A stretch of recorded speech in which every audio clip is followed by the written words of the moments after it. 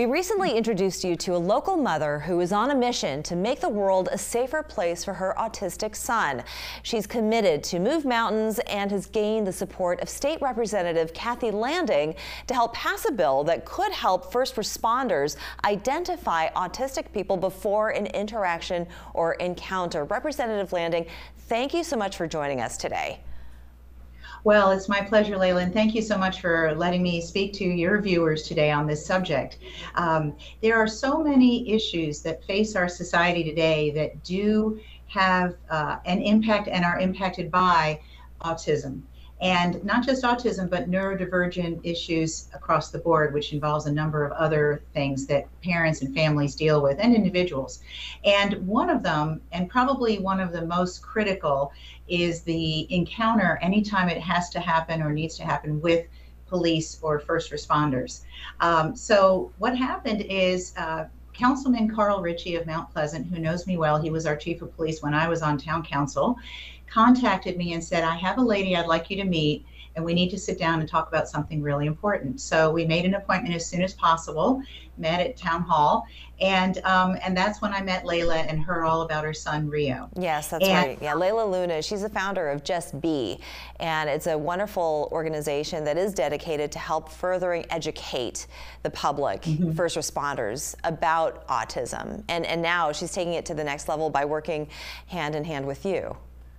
Right, and I know she's done other issues with the town of Mount Pleasant and other communities on autism and how to make communities more sensitive and a little bit less of the sensory overload that really impacts autistic and neurodivergent children. That's right. and individuals. So this particular legislation, which I'm about to submit, is originally it was intended to be one bill that covers several topics, but we realized quickly there is a rule regarding subject matter, and you can't have more than one subject in any one bill, or it could actually be thrown out. So what we had to do is break it into several bills. So I'll start with the critical ones, which are, first of all, when someone is stopped by a police officer for any reason, a light went out, maybe they were speeding, maybe something happened, or maybe they've even broken down and they're on the side of the road and a police car approaches. Of course, the normal thing in most of those situations would be that there'd be lights flashing and sirens going. Yeah.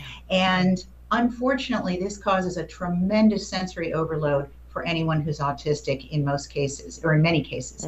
So the purpose of this legislation is so that the actual driver's license tag for families who have autistic persons who might be in that vehicle would have an icon that would be very noticeable.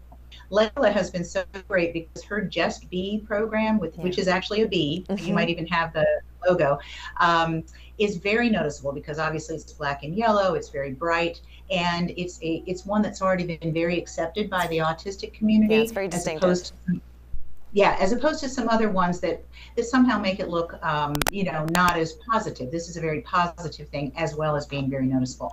That would be on the license tag, so that when the officer's car approaches, they can automatically see that, they can run the tag, and then if the family chooses to do so, they can actually have the ID that is online for the driver and or children in the car, passengers in the car, or children in the car, to identify that this is an autistic car, in the sense that that there's somebody in this car that's autistic. But the point would be that the officer would then turn off the lights, turn off the siren, and any of those really loud things that cause overload would be eliminated from the situation so that the officer could then approach the car safely.